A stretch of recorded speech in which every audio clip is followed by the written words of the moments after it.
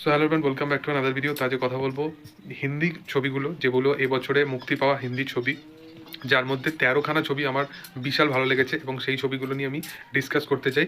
এখনও অবধি সাউথ বা বাংলা ফিল্ম নিয়ে এখনও অবধি সেরকম আপডেট বা সেরকম লিস্ট বের করা এখনও হয়নি, কিন্তু হিন্দিরটা আমি আগে বের করলাম, তাই মনে হলো যে এটার বিষয়ে কথা বলা উচিত। তো টপ 13, যেটা 13 নম্বর আমার ছবি যেটা হিসাবে যেটাকে আমার লেগেছে, সেটা হচ্ছে সেক্টর 36। সেক্টর 36-এ বিক্রান্ত মাসি আছে এবং বিক্রান্ত মাসি, তোমরা সকলেই জানো যে দিল্লিতে যে কেসটা হয়েছিল সেটার উপরে বেস্ড করে, যে যেখানে কটা বাচ্চাকে কেমনভাবে মেরে দেওয়া হচ্ছিল, তো সেই কনসেপ্টের ওপরই এই সিনেমাটা অ্যাকচুয়ালি বানানো হয়েছে। তো এই সিনেমাটা মূলত যেভাবে বিক্রান্ত মাসি সেই ক্যারেক্টারটাকে পোর্ট্রে করেছিল, যে সে সেখানে ওই ব্রুটাল, সে সেখানে মানে বাচ্চাগুলোকে মেরে মেরে সে নিজেই খেয়ে নিচ্ছে, তো এরকম সামথিং জিনিসগুলো, তো সেগুলো খুবই ডিস্টার্বিং একটা সিনেমা। এবং আমি খুবই মানে সিনেমাটাকে পুরো একভাবে দেখে কোনোভাবে কমপ্লিট করতে পারিনি। তো যারা এরকম ব্রুটালিটি এরকম জিনিস পছন্দ করে বা ভায়োলেন্ট জিনিস পছন্দ করে, তাদের জন্য এই সিনেমাটা বিশালভাবে ওয়ার্ক করতে পারে। তো সেক্টর 36 আমার মতে 13 নম্বর ছবি এই বছরে হয়েছে। এরপরে 12 নম্বরে আমি যে ছবিটাকে রাখবো সেটা হচ্ছে স্বতন্ত্র বীর সাভারকার। বীর সাভারকারের যে কাহিনীটা দেখানো হয়েছিল, প্রথম কথা হচ্ছে যে এইরকম কাইন্ড অফ কাজ আমরা এর আগে অনেক দেখেছি, কিন্তু রণদীপ হুড্ডা যেটাকে পোর্ট্রে করার প্রচেষ্টা করেছে, সেখানে তার ভালো অভিনয় তো বেরিয়ে আসেই, এবং তার সাথে সাথে সেই ক্যারেক্টারটার যে ডেফিনেশনটা এবং সেই ক্যারেক্টারটার যে থিঙ্কিং এবং তার পার্সপেক্টিভটা পুরো ব্রুটাল ওয়েতে দেখানো হয়েছিল। সেখানে মহাত্মা গান্ধীর পার্সপেক্টিভও দেখানো হয়েছিল, এইগুলো দেখানো হয়েছিল, প্রত্যেকটা জিনিস। তো সেই সিনেমাটা কোনোভাবেও কোনো প্রোপাগান্ডাকে ফলো করে বা কোনো বিশেষত কোনো পলিটিক্যালি অ্যাঙ্গেল থেকে কোনো পার্টিকে ভালো রাখার জন্য বা ভালো অ্যাঙ্গেলে বলার জন্য সেই রকম কিন্তু ইন্টেনশনে সিনেমাটা বানানো হয়নি, যে কারণবশত এই ছবিটাকে আমি 12 নম্বর রাখি। এরপরে 11 নম্বর যে ছবিটা সেটা হচ্ছে জিগরা। জিগরা ছবিটা বক্স অফিসে একদমই পুরো মুখ থুবড়ে পড়ে। আমার বিশাল আশা ছিল, ভাসানবালা এই ছবির পরিচালক এবং আলিয়া ভাট এই ছবিতে ব্যাপক কাজ করেছে। এখনকার দিনে দাঁড়িয়ে টাইগার শ্রফের মতো একজন অভিনেতা, যে সবসময় অ্যাকশন ধর্মীয় কাজ করতে অভ্যস্ত, সে একটা অ্যাকশন ফিল্ম ভালো ডেলিভার করতে পারছে না। সেখানে আলিয়া ভাট এত ভালো একটা অ্যাকশন ফিল্ম করেছে এবং এর সাথে সাথে সে ক্যারেক্টারটার মধ্যে একটা ডেফিনেশন ছিল, ক্যারেক্টারটার মধ্যে একটা পার্সোনাল নিড ছিল, তো সেগুলো ব্যাপক। এবং এই ছবিটা ওটিটি প্ল্যাটফর্মে এলে অডিয়েন্স, ওটিটি প্ল্যাটফর্ম মেবি এসেও গেছে নেটফ্লিক্সে, তো এখন হয়তো অডিয়েন্স দেখতে পছন্দ করছে, কিন্তু জিগরা খুব ভালো একটা সিনেমা ছিল। এরপরে নাম্বার 10-এ যে ছবিটা সেটা হচ্ছে মাডগাঁও এক্সপ্রেস। মাডগাঁও এক্সপ্রেসে কুনাল খেমুর পরিচালনা এই ছবিটা। এই ছবিতে মুন্না ভাইয়া থেকে শুরু করে আরও প্রতীক ছিল, এবং যে যাকে লেলা মাজনুতে মাজনু হিসাবে যাকে দেখেছো সেও ছিল। এই ছবিটা একদম প্রপার কমেডি ফিল্ম ছিল, এবং অনেক দিন যারা হেরাফেরি কাইন্ড অফ ছবি বা যারা বলতে পারো আমির খানের যে ছবিটা আছে, সেই ছবি দিল চাহতা হ্যায়, এরকম সামথিং ছবির মধ্যে একটুখানি কমেডি এলিমেন্টস, বা জিন্দেগি না মিলেগি দোবারা, এরকম ছবির মধ্যে একটুখানি হালকা কমেডি এলিমেন্টস দেখতে চাও, যে একটা নর্মাল মিডিল ক্লাস ফ্যামিলির ছেলেরা, তারাও যখন ছোটবেলায় ভাবনা চিন্তা করেছিল যে কোনো ট্রিপে যাবে, এবং সেটা যখন ফাইনালি কমপ্লিট হচ্ছে, কিন্তু মজাগুলো তো আসছে, কিন্তু সেখানে কত কি প্রবলেম তারা ফেস করছে, সেই জিনিসগুলো একদম ব্যাপকভাবে দেখানো হয়েছিল, এবং প্রচণ্ড হাসির ফিল্ম এটা। তো মাডগাঁও এক্সপ্রেস আমার মতে নাম্বার 10 জায়গা করবে, এবং মাডগাঁও এক্সপ্রেস খুব ভালো একটা ছবি, অবশ্যই দেখতে পারো। নাম্বার 9 যে ছবিটা, এই ছবিটা কিন্তু বক্স অফিসে একদমই রেসপন্স ভালো পায়নি, কিন্তু এই ছবিটা আলটিমেটলি ইটসেলফ খুব ভালো ছবি হয়েছিল। সিদ্ধার্থ আনন্দের ফাইটার বলে ছবিটা, আমি জানি না এই ছবিটা থেকে অডিয়েন্সের কীরকম কী এক্সপেকটেশন ছিল। হয়তো ডিসেম্বরের ওই টাইমটা, মানে ছবিটা হয়তো মুক্তি পেয়েছে ভুল টাইমে, মানে ছবিটা নিয়ে সেরকমভাবে হাইপও বাড়ানো হয়নি।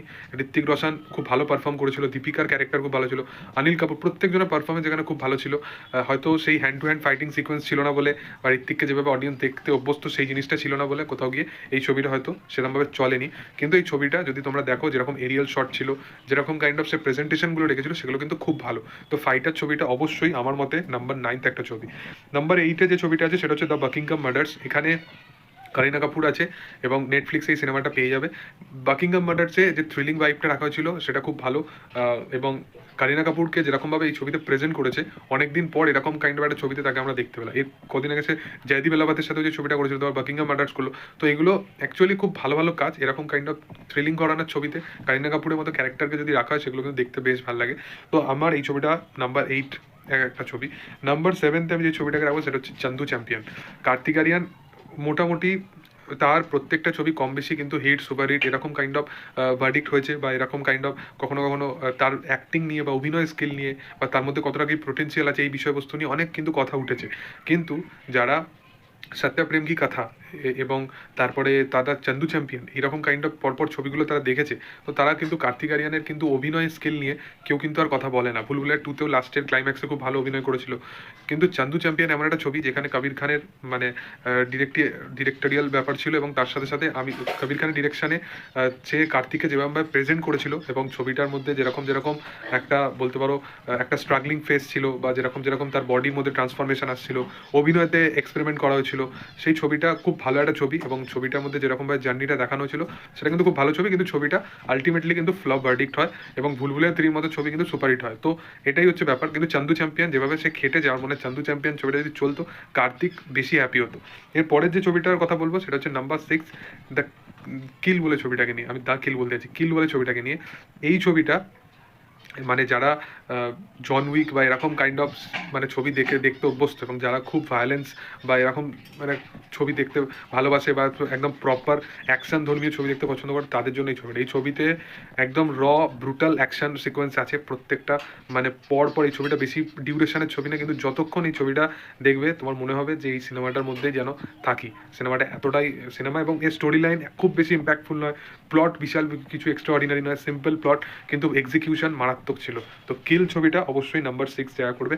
নাম্বার 5-এ আসবে মেরি ক্রিসমাস। মেরি ক্রিসমাস ছবিটা বিজয় সেতুপতি, ক্যাটরিনা ক্যাফ, এবং তার মধ্যে শ্রীরাম রাঘবানের যে একটা বলতে পারো থ্রিলিং ভাইব ছিল, সেই জনারটাকে সে যেভাবে প্রেজেন্ট করেছিল সেটা কিন্তু দুর্দান্ত।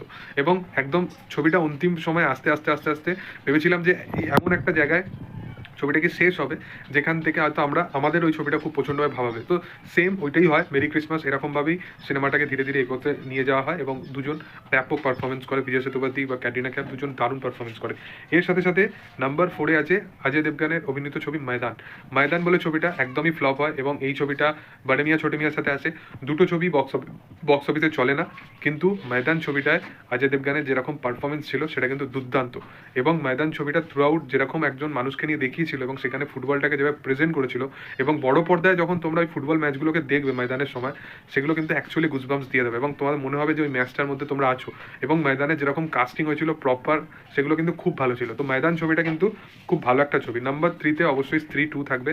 স্ত্রী 2 এই বছরের মানে বলিউডের সব থেকে কালেকশন করা একটা ছবি, এবং স্ত্রী 2 যেরকম অডিয়েন্সের কাছে অর্গ্যানিক রেসপন্স পেয়েছে, স্ত্রী 2 যেরকম একটা কমেডি ভাইব অডিয়েন্সের মধ্যে এনেছে, এবং স্ত্রী 1 সচরাচর যেরকম একটা পিক লেভেলের স্ত্রী 1 মানে ছিল, এবং যেরকম কালেকশন স্ত্রী 1 ছিল, যেরকম অর্গ্যানিকভাবে সিনেমাটা প্রচার হয়েছিল, এবং থ্রু আউট সিনেমাটা ওটিটিতে আসার পর এত ভালো একটা রেসপন্স পেয়েছিল, সেই জায়গায় দাঁড়িয়ে স্ত্রী 2 এর প্রতিও কিন্তু এক্সপেকটেশন বেড়ে গেছিলো।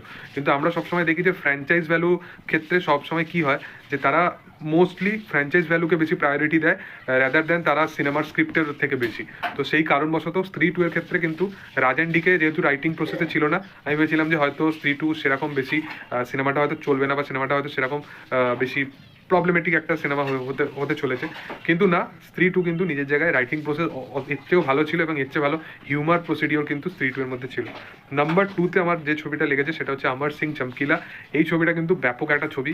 দিলজিৎ দোসাঞ্জ এবং পরিণীতি চোপড়া এই ছবিতে আছে, ইমতিয়াজ আলীর ছবি, এবং দিলজিৎ দোসাঞ্জ এখানে যেরকম পারফরমেন্স দিয়েছে, চমকিলার এক পুরো মানে বায়োপিক কাইন্ড অফ এটা একটা ছবি, এবং যেরকমভাবে ছবিটার মধ্যে এদের দুজনের পারফরমেন্সটা আমাদের মন ছুঁয়ে নেবে সেটা কিন্তু দুর্দান্ত ছিল। এবং অমর সিং চমকিলা নেটফ্লিক্সে আছে, এটা মাস্ট একটা ওয়াচ ছবি, এটা অবশ্যই রেকমেন্ডেশন রইল, এবং যেরকম মিউজিক্যাল ট্রিটমেন্ট ছিল এই ছবির মধ্যে অনবদ্য। নাম্বার 1-এ আমি যে ছবিটাকে রাখবো সেটা হচ্ছে লাপাতা লেডিস। লাপাতা লেডিস খুবই একটা অর্গ্যানিক ছবি, এবং এই ছবিটা সত্যি কথা বলতে এখনের বা তখনের যেরকমই একটা কাইন্ড অফ বলো, এই কাহিনীটা কিন্তু সবসময় সবার মন ছুঁয়ে যাবে। খুব সিম্পল একটা কাহিনী, খুব সিম্পলিসিটির সাথে এই কাস্টিংটা করা হয়েছে, খুব সিম্পল বাজেটের একটা ছবি, কিন্তু তারপরেও লাপাতা লেডিসে রবি কিষানের ওই সোয়াগ বলো, বা দুজন যে ক্যারেক্টার তাদের যদি পারফরমেন্স বলো, তাদের প্রত্যেকজনের পারফরমেন্স কিন্তু খুব ভালো এবং মন ছুঁয়ে যাওয়ার মতো। তো আমার পার্সোনালি লাপাতা লেডিস এই মনে হয় যে এই বছরের সেরা হিন্দি ছবির মধ্যে যদি বলা হয়, তো এই বছরের সেরা হিন্দি ছবি লাপাতা লেডিস ছিল। তো যাই হোক, তোমাদের কি বক্তব্য এই বিষয়বস্তু নিয়ে? আমি তো আমার টপ 13 বলে দিলাম, তোমাদের কি বক্তব্য অবশ্যই কমেন্ট সেকশনে আনতে পারো। ভিডিও যদি ভালো লেগে থাকে অবশ্যই লাইক শেয়ার সাবস্ক্রাইব করে দিও। Thank you all, by.